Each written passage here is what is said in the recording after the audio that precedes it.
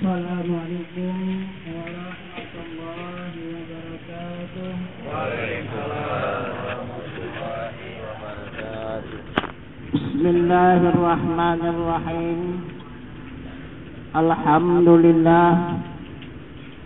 Alhamdulillahi rabbil alamin.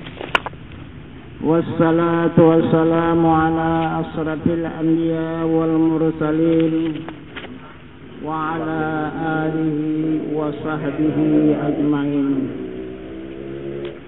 Ashhadu an la ilaha illallah wahdahu la syarika lah wa ashhadu anna Muhammadan abduhu wa rasuluh la nabiyya ba'dah.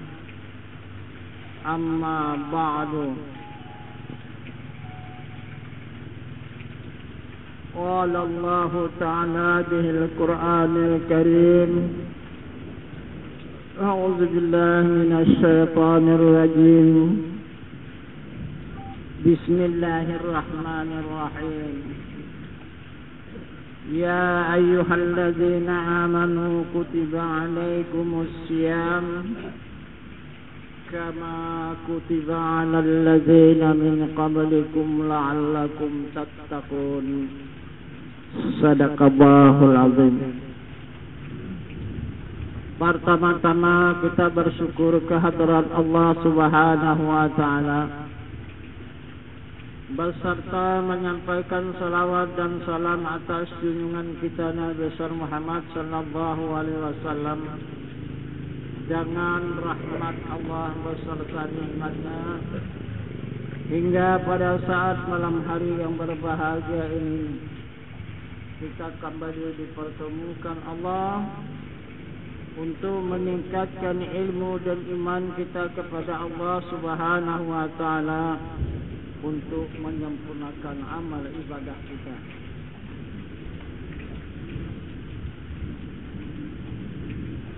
Nabi kita Muhammad sallallahu alaihi wasallam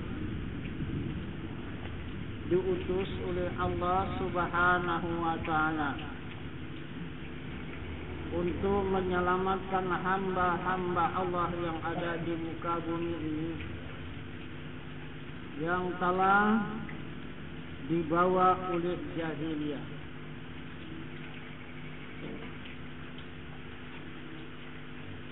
...572 tahun seluruh hamba Allah ini adalah jahiliyah. Serupa dengan kita sekarang. Berapa puluh tahun saja lahir ke dunia ini juga tersirit di dalam agama jahiliyah. Yang mana dikatakan jahiliyah? Tidak tahu. Itu arti jahiliyah. Sama Tuhan tak tahu, sama dirinya tidak tahu, sama Tuhannya tidak tahu. Maka berbuatlah dia semau-maunya di muka bumi ini. Ya, orang yang tidak bertuhan, orang yang tidak punya kendali, itulah umat manusia. Bukan saja 570 tahun sampai sekarang, tetap akan melakukan jahiliyah. Jadi jahiliyah itu disebut dengan Abu Jahal dan Abu Lahab. Nah, itu ibu kejahatan dan ibu nafsu. Kalau bahasa kita congok, ibu congok. Nah, itu dikatakan Abu Lahab. Nah, gitu. Abu Jahal itu ibu daripada kejahatan. Karena apa? Karena tidak tahu dengan Tuhan dan tidak tahu dengan dirinya. Nah, itulah tugas Rasulullah. Diutus oleh Allah Subhanahu wa taala ke muka bumi ini untuk membasmi jahiliyah itu. Supaya jahiliyah itu hapus di muka bumi ini, tetapi tidak bisa dihapuskan.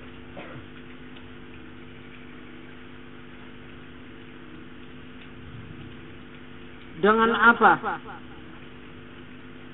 perbekalan Nabi kita Muhammad sallallahu alaihi wasallam menghapus jahiliyah itu? Apa senjatanya? Diberikan oleh Allah Subhanahu wa taala untuk menghancurkan jahiliyah itu.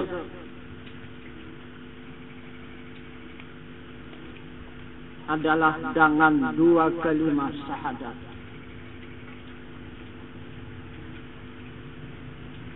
Maka diajarkannya lah 2 kalimat syahadat.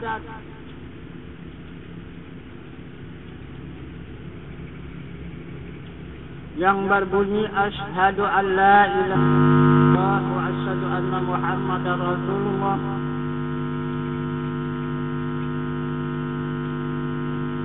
Diikrarkan dengan lidah, ditasdikkan dengan hati.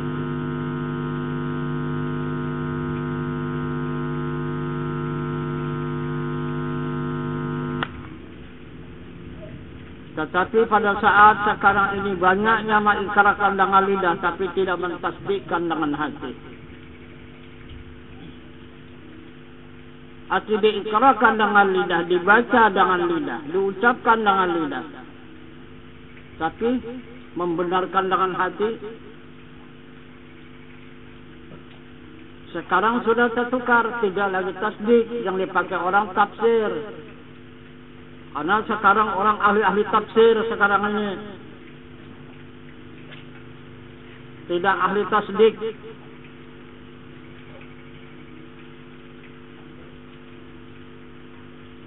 Kalau tafsir asyhadu an la ilaha illallah wa asyhadu anna Muhammadar Rasulullah. Dan saksi aku tiada Tuhan sesungguhnya hanya Allah, dan saksi aku Nabi Muhammad itu benar utusan Allah. Ini tafsir.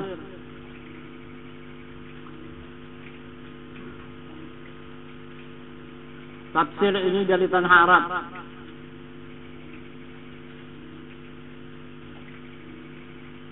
Ini tasdik yang dimaksud oleh Rasulullah, bukan dari tanah Arab. Dari semesta alam. Tasdik.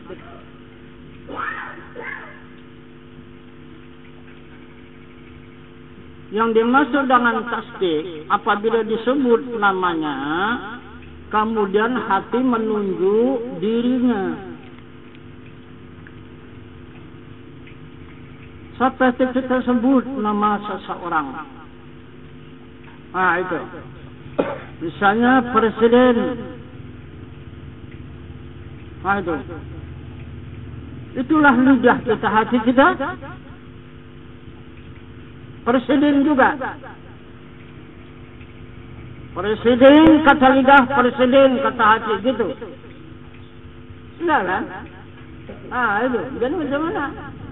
Nah, jadi presiden kata lidah, hati menunjuk wujudnya, rupa daripada presiden itu.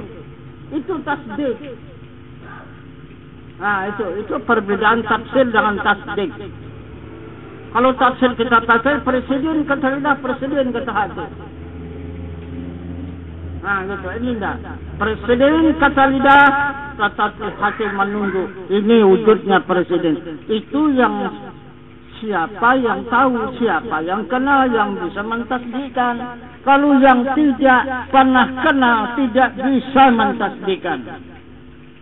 Nah, kita pun demikian juga. Asyhadu an la ilaha illallah, di lidah, di hati apa?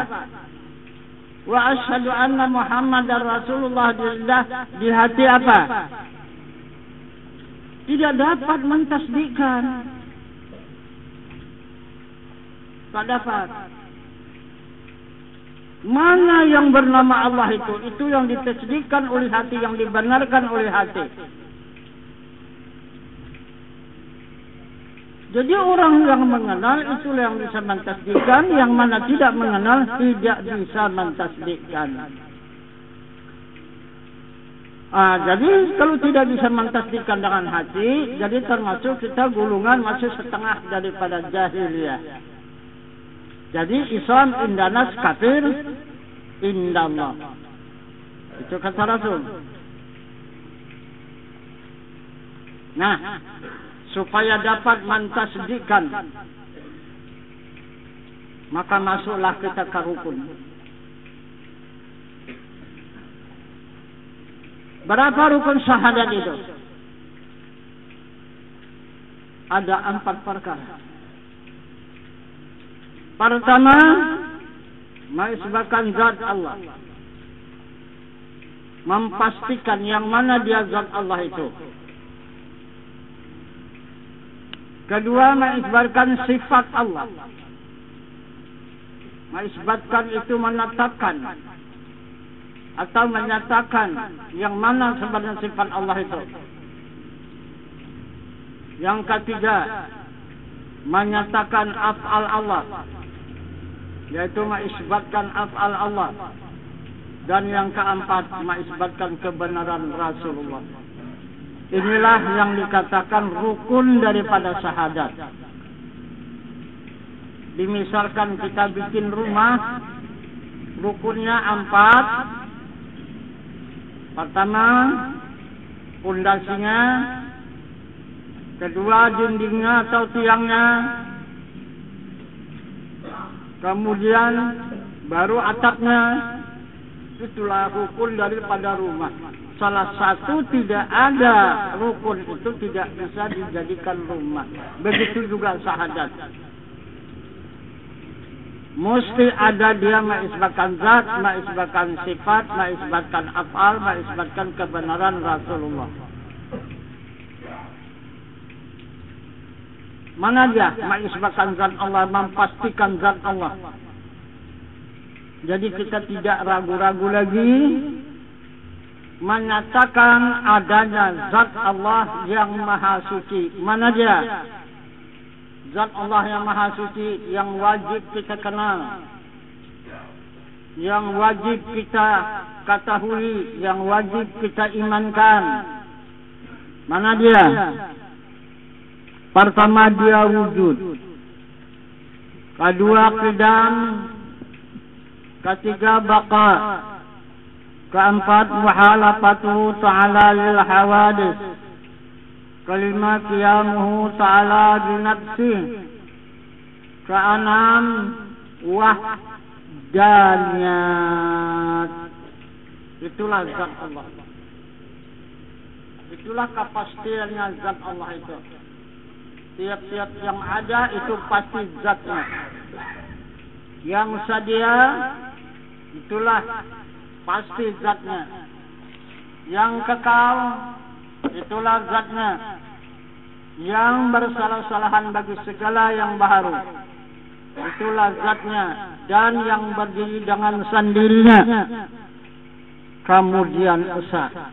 Inilah kepastian zat Allah Subhanahu wa ta'ala. Yang kedua, mengisbatkan sifat Allah. Yang mana dia? Yang dikatakan sifat, yang pasti dikatakan sifat itu adalah dia kudrat kuasa, iradat berkehendak, ilmu mengetahui, sama mendengar, basar melihat, kalam berkata-kata. Inilah yang dikatakan pasti sifat. Itulah adanya sifat, kepastian adanya sifat itu. Kemudian mengisbatkan af'al Allah, memastikan perbuatan Allah. Mana dia? Pertama, dia mengadakan semesta alam. Kedua, akan meniadakan semesta alam ini. Dan yang ketiga, menghidupkan seluruh yang hidup semesta alam. Dan yang keempat, mematikan semesta alam.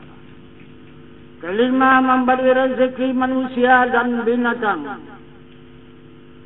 Keenam, menunjukkan jalan yang sempurna. Ini af'al Allah. Inilah perbuatan Allah.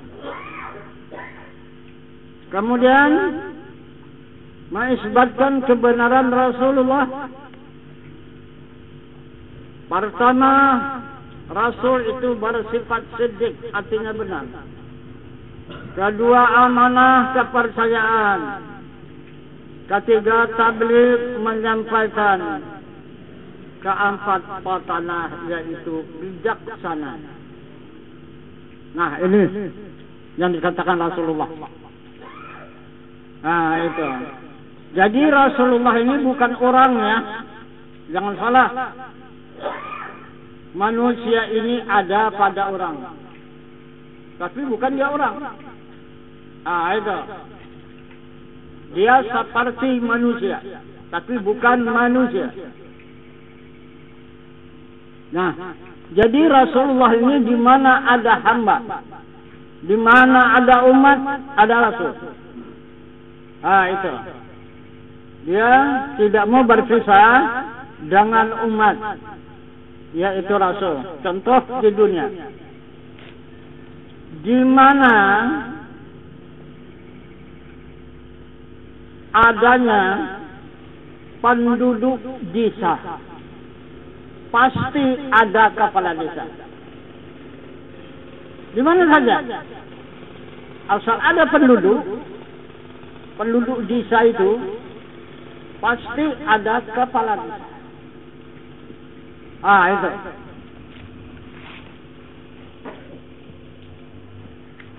Jadi itulah contoh.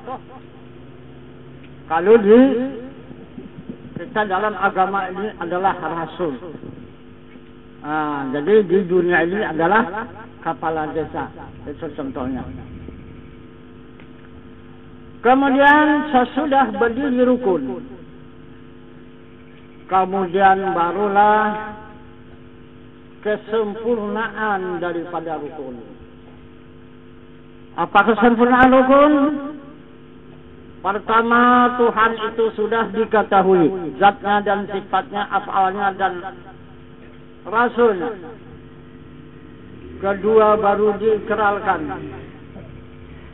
Ketiga, baru ditasdiqkan.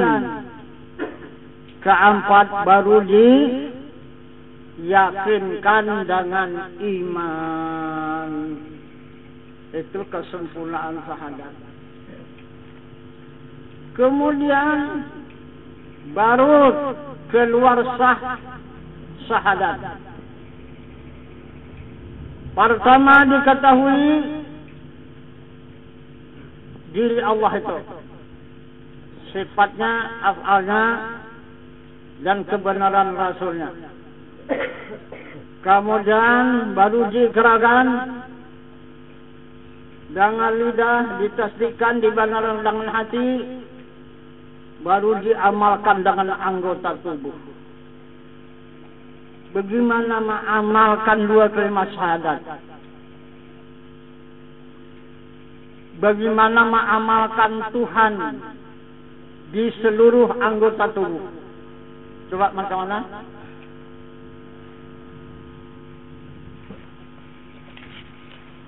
Jadi diamalkan syahadat ini, syarat sah syahadatnya di anggota tubuh, di badan kita. Bagaimana menjalankannya?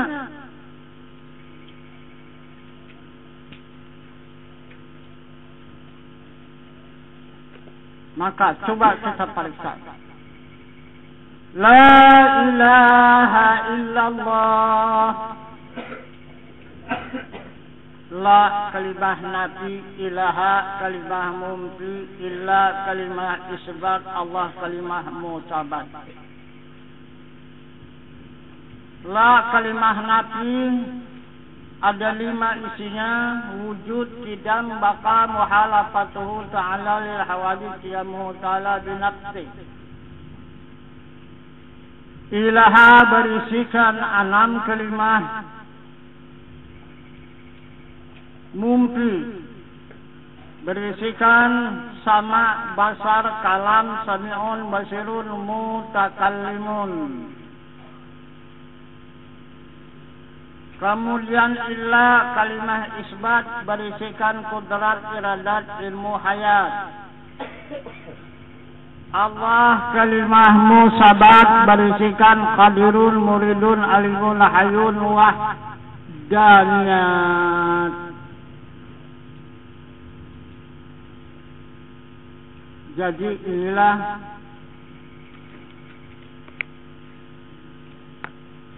yang dimaksud dengan kenyataan zat, sifat, dan asma, berjumlah 20 sifat.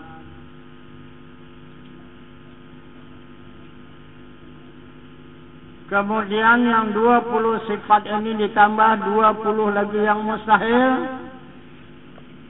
Berapa?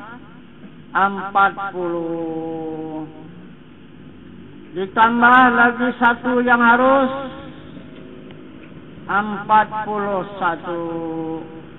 Inilah akaidul iman. Ini akaidul iman. Barulah kita beriman. Barulah kita kenal dengan Tuhan. Kemudian macam mana mengamalkannya di seluruh anggota tubuh. Jadi la ilaha illallah itu menjadi anggota tubuh. Coba kita periksa dan coba kita amalkan dan coba kita lihat berjalannya kalimah la ilaha illallah. La itu di kepala napas, 2 jari dari bawah pusat. Ilaha di otak, illa di bahu kanan, Allah di kalbu. Maka berjalanlah dia la di kepala napas. Ilaha naik ke otak, illa melimpah ke bahu kanan, Allah masuk ke kalbu. Nah, jadi coba kita periksa dan kita rasakan dari pinggang ke bawah, kita rasakan adalah kalimah la. Naik ke atas sampai ke kepala ilaha. Kemudian bahu kanan illa. Dan kemudian bahu kiri Allah. Bermakam di kalbu. Nah, itu maka berjalan kalimah bukan di lidah. Bukan di lidah la ilaha illallah itu. Nah, itu di kepala nafas, di otak kita, di bahu kanan kita, dan di kalbu kita. Maka la ilaha illallah, la ilaha illallah, la ilaha illallah. Tidak ada tubuh kita, tidak ada badan kita, tak ada tangan kita, tak ada kaki kita. Yang ada di seluruh tubuh kita itu hanya kalimah la ilaha illa Allah. Nah, syahadat tadi menjadi tubuh, menjadi badan kita, itulah syahadat yang diikrarkan dan yang ditasdiqkan. Itu sesudah itu memang sudah menjadi tubuh kita. Syahadat itu la ilaha illallah Muhammadar Rasulullah, baru salat. Nah, itu baru salat. Apa itu salat? Bagi itu Allahu Akbar. Itu hanya menunjukkan kebesaran zatnya. Itulah salat. Allahu Akbar ruku, sifatnya menunjukkan kebesarannya. Allahu Akbar sujud, Tuhan itu menunjukkan kebesaran asmanya. Allahu Akbar dulu, dia menunjukkan Tuhan itu kebesaran af'alnya. Itu yang dinyatakan, yang ditunjukkannya di dalam salat itu zatnya, sifatnya, asmanya dan af'alnya. Maka minallah, billah, lillah. Nah, itu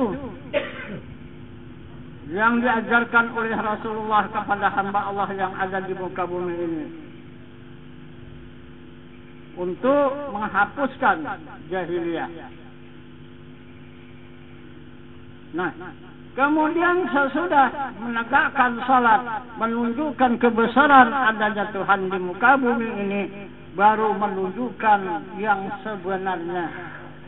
Adanya Tuhan itu hidup, kekal, abadi, tapi tidak menyentuh makanan dan minuman. Mana dia? Inilah timbul puasa. Tidak bisa makan dan minum pada siang hari semasa berpuasa. Ini maka lusa mungkin jumpa lagi tuh. Nah, jadi malam ini sambil kita menutup pengajian dan kita meninjau masalah puasa kita. Nah, itu. Jadi ini puasa orang umum. Puasa yang dipuasakan oleh orang semua yang ada di muka bumi ini yang mau berpuasa. Tapi yang kedua, bagi umat Islam yang beriman tadi tidak cukup dengan itu. Dia bertambah puasanya menjadi puasa khusus. Mana puasa khusus? Dia mempuasakan anggotanya yang 7. Pertama, mata dipuasakan, jangan melihat benda yang haram. Kedua, lidah dijaga, dipuasakan, jangan mengatakan yang haram. Dan kuping dijaga, jangan sempat mendengarkan yang haram. 2 tangan dijaga, jangan mengambil benda yang haram. 2 kaki juga dijaga, jangan juga berjalan menuju ke tempat yang haram. Dan kemaluan diri kita juga dijaga, jangan sampai melakukan yang haram. Ini puasa khusus. Itu tidak banyak orang yang berpuasa. Tapi kalau awam ini seluruhnya berpuasa. Kemudian yang ketiga, puasa khusus, al-khusus. Macam mana puasa khusus, al-khusus? Apa yang dipuasakan hati? Hati ini jangan mengingat kepada wujud ghairillah. Hati itu dipuasakan, jangan mengingat kepada wujud yang dijadikan ini. Jadi hati itu dipuasakan untuk mengingat kepada wujud yang menjadikan. Mana yang menjadikan itu?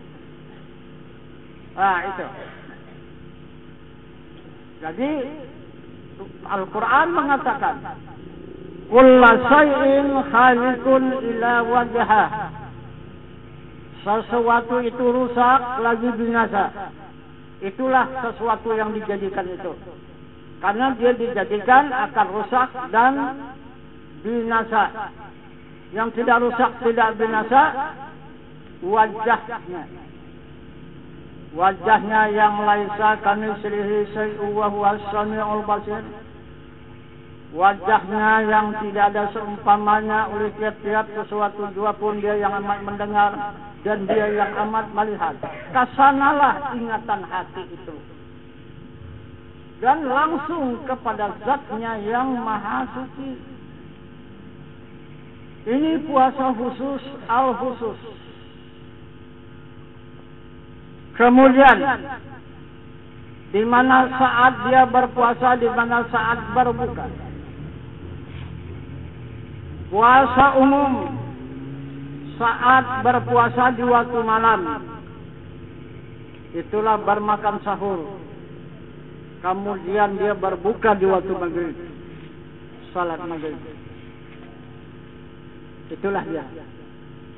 Disediakanlah makanan dan minuman yang semampu kita mengadakannya itu. untuk menikmati makanan di waktu berbuka. Kemudian puasa khusus, di mana dia berbuka, di mana dia berpuasa, di mana dia berbuka. Dia awal puasanya jika membuka mata. Jika membuka mata, nah semuanya itu dipuasakannya anggota yang 7. Apabila nanti dia berbuka, menutup mata. Nah, apabila dia tidur, disitulah saat dia berbuka. Macam mana? Kalau orang mau tidur itu apa duluan? Kalau orang puasa menyantap bukaan kan? Kalau orang mau tidur, apalah duluan sebelum tidur itu? Hah? Ngantuk? Macam mana? Mana lebih enak makanan sama ngantuk? Itu lebih tinggi nikmatnya. Disitulah orang berpuasa khusus. Dia berbukanya nikmat Allah, sama-sama mendatangkan kepada hamba yang ngantuk mau tidur. Wah, luar biasa. Nikmatnya. Nah, kemudian puasa khusus al-khusus, di mana awal puasa, di mana akhir berbuka puasa. Di awal puasanya dia di mana mengenal zat Allah yang Maha Suci. Di mana? Bulan berapa?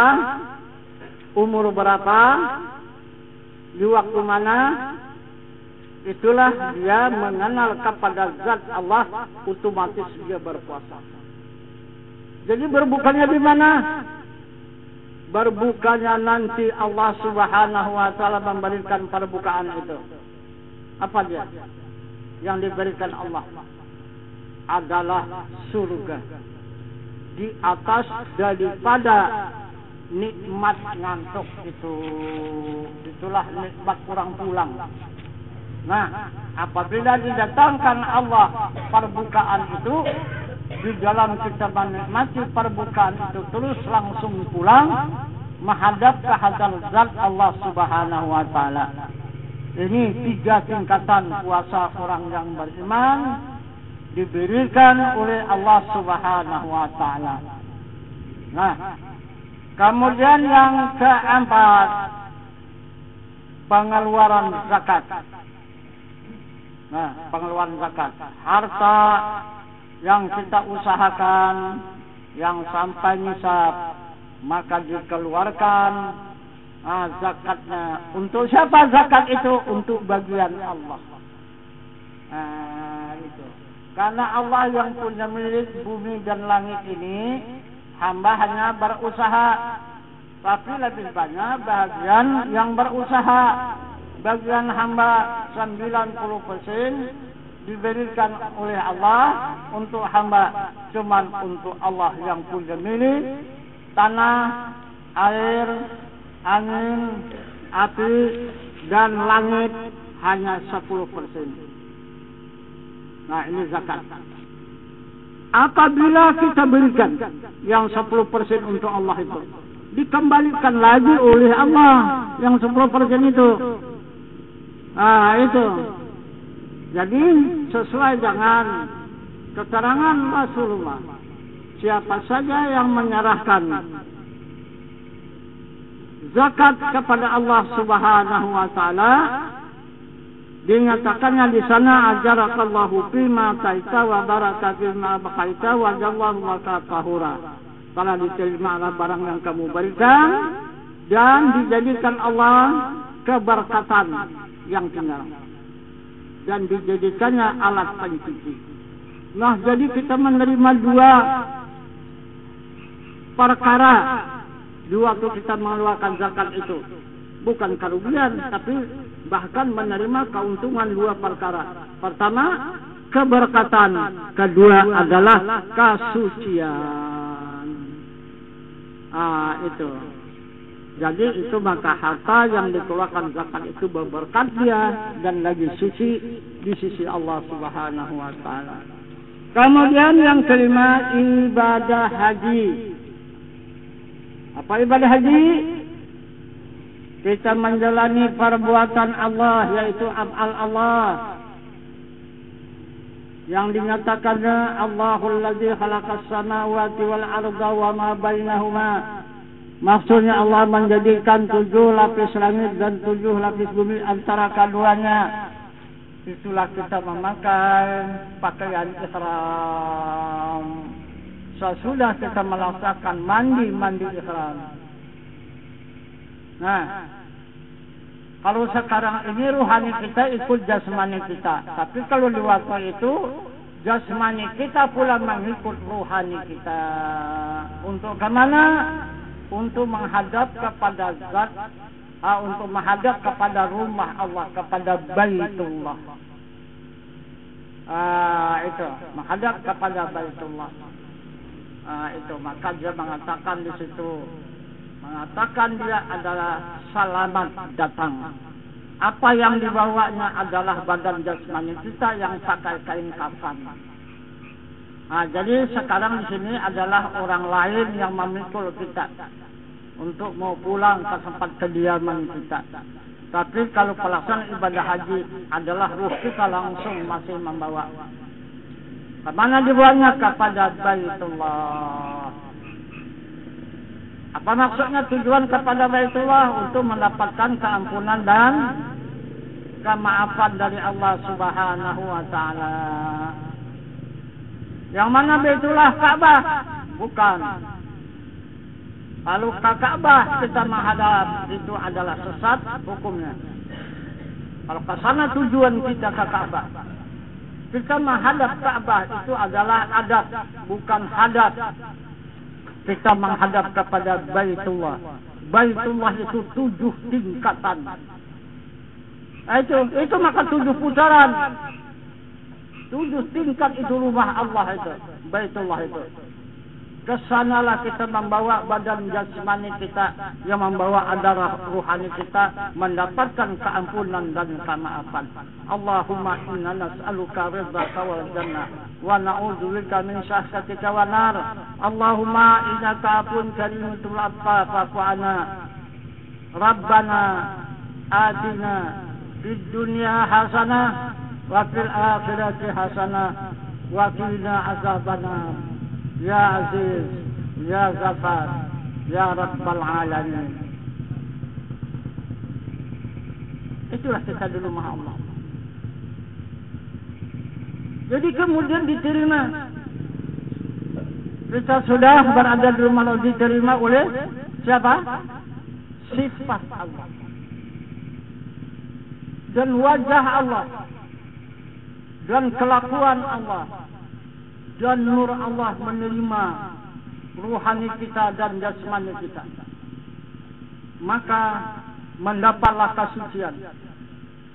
Jasmani kita sudah suci pakaian ihram, dan kemudian ruhani kita sudah mendapat kesucian, dia melaksanakan tawaf.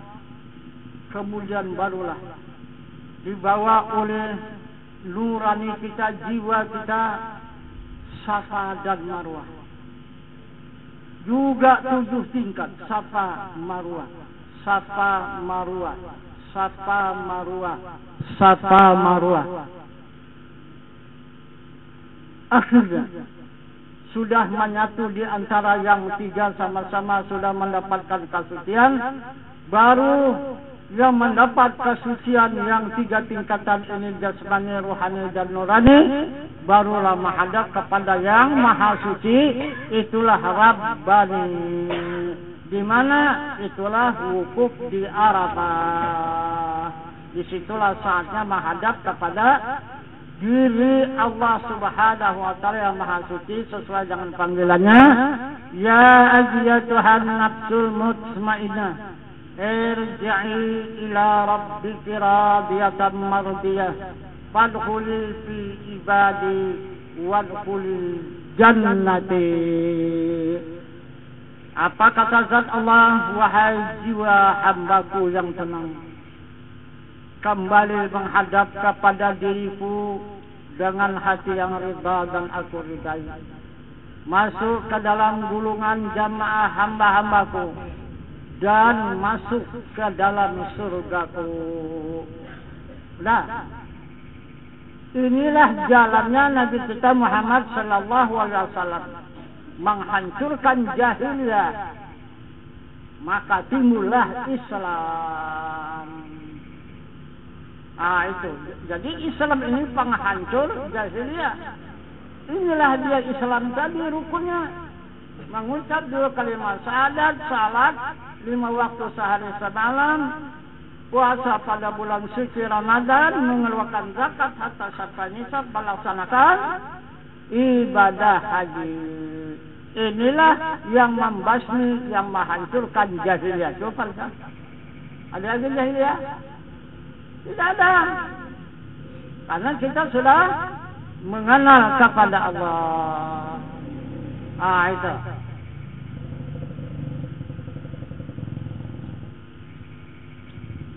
Begitulah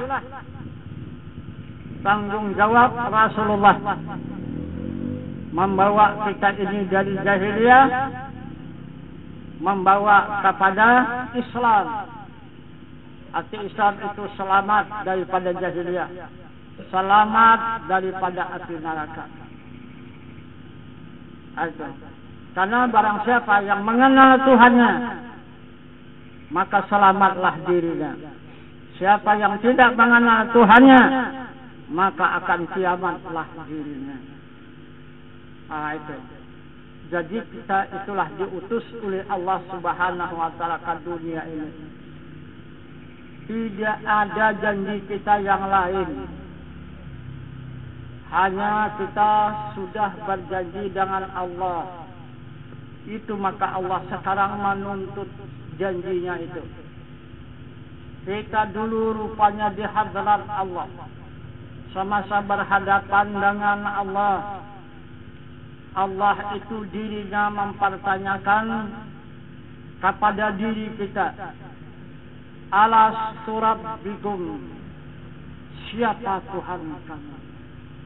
Maka kita telah menjawab qalu bala sahibna. Itu kita telah berjanji dengan Allah serta bersaksi dengan Allah. Kita telah menghadap dan mengenal dirinya. Itu. Maka Allah menyatakan dan Allah sekarang menuntut. Aku yang menjadikan sesuatu itu karena hendak mengenal akan daku di dalam tiap-tiap sesuatu. Itu janjinya. Jadi apa yang dituntut oleh Allah, wahai insan, fanakan wujudmu di dalam wujud Allah. Pulangkan. Jika kita merasa ada, pulangkan kepada adanya Allah. Fanakan sifatmu di dalam sifat Allah. Merasa bergerak, pulangkan. Itu Allah punya. Itu adalah kudratnya. Merasa berkehendak, pulangkan. Itu adalah iradatnya. Jika merasa kita punya ilmu, pulangkan. Itu adalah ilmu Allah. Jika kita mendengar, pulangkan. Yang mendengar sama Allah. Yang melihat itu pulangkan. Yang melihat bukan mata kita, yang melihat itu sifat basar Allah. Jika kita berkata-kata, pulangkan. Kita cuma punya lidah, tidak berkata-kata. Yang berkata-kata pada lidah seluruh manusia itu kalam Allah. Itu maka kita mencari ke langit, ke laut, ke gunung, ke mana-mana mencari Tuhan. Seluruh umat manusia mencari Tuhan. Itu yang ada di muka, tapi tidak bertemu. Kenapa maka tidak bertemu? Karena salah alamat. Mencari ke atas, ada yang ke bawah, ada yang ke kanan, ada yang ke kiri, sehingga habis bumi dan langit ini dijalani tidak ketemu dengan Tuhan. Kenapa maka kita tidak ketemu? Karena salah jalan. Jadi Allah Subhanahu wa taala menunjukkan jalan untuk mengenal kepada Allah itu. Fi anfusikum afala tubsirun. Yang ada pada diri kamu, kenapa tidak kamu lihat?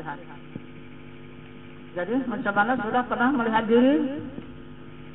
Itu diri itu lihat. Kata Allah sesuai dengan sabda Rasul, man arafa nafsahu faqad arafa rabbahu. Man arafa rabbahu fasadal jasad. Siapa-siapa yang mengenal dirinya, saya mengenal akan Tuhannya.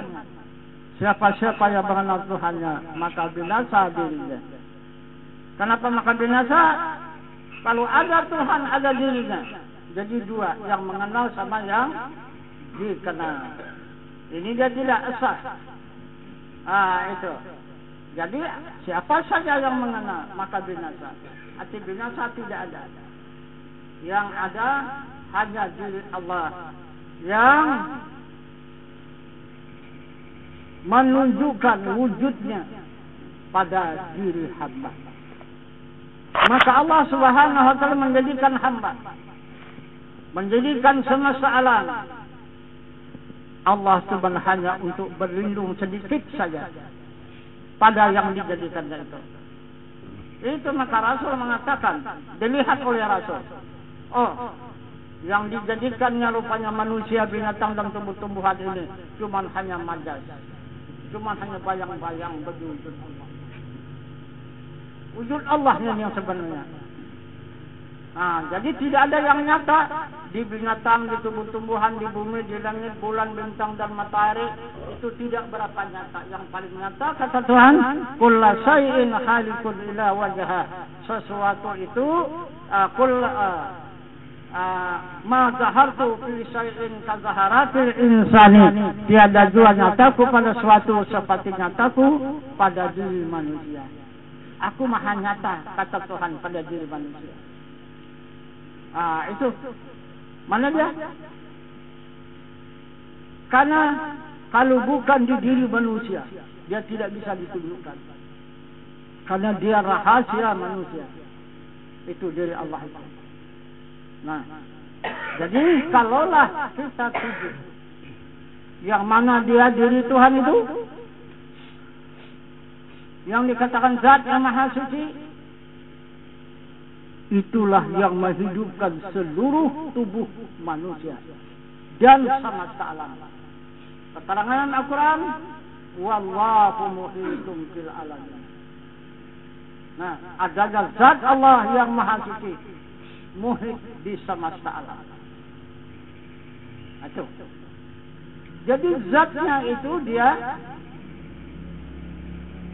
berkehendak kepada sifat, dan sifat itu berdiri kepada zatnya, kepada yang hidup itu. Yang mana sifatnya yang berdiri? Pertama, kodrat kuasa. Itu yang berdiri. Kemudian berdiri pula dia kepada tulang manusia. Maka tulang manusia itu baru berkuasa. Jadi sifat kodrat itu menghubungkan antara diri Allah dengan tulang manusia. Maka dia perantaraannya kodrat kepada tulang manusia. Ini kepada zat. Kemudian yang dikatakan sifat Allah itu adalah dia menguasakan seluruh alam semesta ini. Ini dikatakan yang paling nyata di diri manusia. Kemudian sifat iradat yang berdiri kepada zat ini menginar dia kepada urat, maka berkehendaklah urat manusia ini, diri manusia ini, maka bernafsulah diri manusia itu. Kemudian sifat ilmunya menarahi pula dia ke otak manusia, barulah manusia ini berilmu dan berakal. Nah, kemudian sifat yang berdiri kepada zat ini kemudian berdiri pula kepada kuping manusia, barulah manusia itu mendengar. Dan sifat basar itu berdiri pada zat yang maha suci. Kemudian berdiri pada mata, baru mata kita melihat. Dan sifat ini menghubungkan kepada diri Allah, kepada zat yang maha suci. Kemudian sifat kalam yang berdiri kepada zat. Kemudian mendengar kepada lidah, baru lidah kita berkata-kata. Padahal yang berkata-kata ini kalam yang disampaikan oleh sifat tadi. Nah, jadi apabila kita kembali inna lillahi wa inna ilaihi raji'un, kalam tidak ada lagi di sini, kembali lagi kepada zat. Sifat basar tidak ada lagi di sini, di mata kembali dia kepada zat. Dan sifat sama yang ada di kuping tidak ada lagi, kembali kepada zat. Sifat ilmu yang ada di kepala itu kembali kepada zat. Dan sifat iradat yang ada di urat itu kembali kepada zat. Dan sifat kudrat kuasa itu kembali kepada hayat, kepada dirinya. Inilah yang dimaksud inna lillahi wa inna ilaihi raji'un. Jadi sifat penghubung ini di mana adanya Allahu nurus samawati wal ardh. Allah menerangi di langit dan di bumi. Kepada kita adalah zahir dan batin di tubuh kita ini. Itu. Nah, jadi kemudian tiap-tiap sesudah zatnya menunjukkan sifatnya, barulah sifatnya menunjukkan asmanya. Mana asmanya? Qadirun, muridun, alimun, hayyun, sami'un, basirun, mutakallimun. Itu. Baru di mana adanya asmanya itu dikatakan maha besar, maka ditunjukkan di dalam Al-Quran, summaya talinu juluduhum wa qulubuhum ila zikrillah. Maksudnya tetap kalah masyarakat dari kulit kamu, daging kamu, urat kamu, tulang kamu, sumsum kamu, dan hati kamu zikir Allah. Maka asma Allah itu tidak berhenti berzikir di hati seluruh manusia. Kenapa? Maka sifat manusia tidak mengenal adanya Allah. Coba kita lihat, aneh apa tidak kalau kita renungkan? Aneh kita. Coba, sedangkan Allah senantiasa berzikir di hati manusia. Kenapa hati manusia tidak kenal kepada Allah? Coba ke sana. Kan cukup jahat manusia kepada Allah kan? Itu, maka Allah itu kemana saja hamba itu disertainya. Kenapa maka hamba itu tidak mau beserta Allah? Kan terbalik kan? Itu maka jahil, jahat hamba itu kepada Allah. Allah senantiasa mencintai hambanya, tapi namun hambanya tidak mau mencintai Tuhannya. Coba. Yang keempat, sesudah dia menunjukkan asmanya, dia akan menunjukkan apanya perbuatannya. Mana perbuatannya? Allahul ladzi khalaqas samawati wal arda wa ma bainahuma. Maksudnya Allah menjadikan 7 lapis langit dan 7 lapis bumi antara keduanya. 7 lapis langit diisinya dengan api dan angin. 7 lapis bumi diisinya dengan air dan tanah.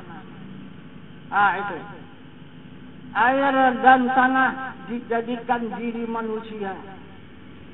Yaitu tanah menjadi daging, air menjadi tulang. Dan kemudian langit dijadikannya juga diri manusia. Angin dijadikannya urat dan api dijadikannya darah. Jadi diri manusia ini 7 lapis langit dan 7 lapis bumi. Maka ditarangi oleh nur Allah ataupun sifat Allah, tidak ditinggalkan oleh nur Allah. Allahu nurus samawati wal ardh. Allah menerangi di langit dan di bumi. Jadi di mana saja manusia itu berada, tetap Allah itu berada. Wa huwa ma'akum aina ma kuntum. Kenapa? Dimanapun kita berada, Tuhan tidak ada. Dimanapun kita berada, tidak jumpa dengan Tuhan. Dimanapun kita pindah, tidak ada Tuhan. Kan cukup kejam kita. Allah yang ada kok ditinggalkan. Itu. Di dalam kita merasakan kehidupan, Allah tetap ada di sana. Menikmati dengan hayatnya yang hidup. Kita pindah ke alam baka, disertai oleh Allah. Kita berada di dalam alam baka. Tidak dipisahkan. Allahu nurus sana wa wal ard. Allah menerangi di langit dan di bumi. Kemudian pindah kita ke alam asma, ke alam malaikat. Juga tetap Allah tidak meninggalkan, tetap disertai oleh Allah. Summa yatalinu juluduhum wa qulubuhum ila zikrillah. Maksudnya tetap kalah masyarakatlah dari kulit kamu hingga hati kamu zikir Allah. Pindah kita ke alam dunia, ke alam fana ini, juga disertai Allah. Allahul ladzi khalaqas samawati wal arda wa ma bainahuma. Maksudnya Allah menjadikan 7 lapis langit dan 7 lapis bumi antara keduanya. Maka di sana ditempatkannya lah kekuatan yang luar biasa. Mana kekuatan yang luar biasa? Di kepala nafas manusia itu berada di situ kudrat, iradat, ilmu, diadakan di situ wujud, kijam, baka, buhala, patuhu, ta'ala, yaltiyamuhu, ta'ala, binafsi. Nah, itu. Kemudian di kepala manusia diadakannya dikawalnya di sana dengan sama basar kalam, sami'un basirun mutakalimun. Kembali ke hati hambanya. Nah, maka sana dikuasai oleh kudrat, iradat, ilmu hayat yang menjadikan alam semesta ini. Kemudian pindah pula kepada hati hambanya. Tetap Allah berada di sana. Qadirun, muridun, alimun, hayyun, wahdaniyat. Jadi kemana saja pindah, tetap Allah itu berada. Ini yang dimaksud oleh Rasulullah. La takhaf, la tahzan, innallaha ma'ana. Jangan kamu takut, jangan kamu gemetar, Allah itu beserta kita. Ini tentang Al-Quran. Wa huwa ma'akum aynama kuntum. Allah berserta kamu barang di mana kamu berada. Nah, itu. Jadi barangkali inilah tambahan pengajian kita pada malam ini untuk penutup selama 11 bulan. Jadi kemudian 1 bulan kita amalkanlah ilmu yang kita tutup 11 bulan ini di dalam pelaksanaan ibadah puasa. Macam mana tingkatan puasa kita? Dapatkah kita menjalankan 3 tingkatan puasa kita itu? Kalau belum, tandailah sampai di mana. Insya Allah. Nah, lepas puasa kita sambung lagi untuk meningkatkan ilmunya supaya dapat meningkatkan ibadah puasa kita itu yang lebih tinggi. Ya, mudah-mudahan sampai kita kepada puasa khusus al-khusus. Jadi puasa khusus al-khusus itu bukan saja puasa yang dapat, puasa salat pun mendapat. Jadi gandeng 2 itu, puasa dan salat. Salatnya puasa khusus al-khusus, salatnya salatan daimun. Ini salat yang tidak berkeputusan. Jadi 2 yang didapat di situ ibadahnya. Orang tidak tahu kan? Orang tidak tahu, tapi itu tidak perlu tunjukkan. Nah, itu adalah pembatalan kita dan janji kepada zat Allah Subhanahu wa ta'ala. Inilah yang dapat kita hadapkan kepada zat luar biasa yang dikehendaki oleh Allah. Datang dan misalkan salat yang 5. 3 salat itu puasa pun 3. dan puasa pun 3. Di dunia dan di akhirat. Jadi kita akan dipindahkan 3 alam. Nah, silakan Mausul yang bertanya. Jadi untuk mukaddimah pada malam ini kita tutup sampai di sini saja dulu. Taufiq wal hidayah. Assalamualaikum warahmatullahi wabarakatuh.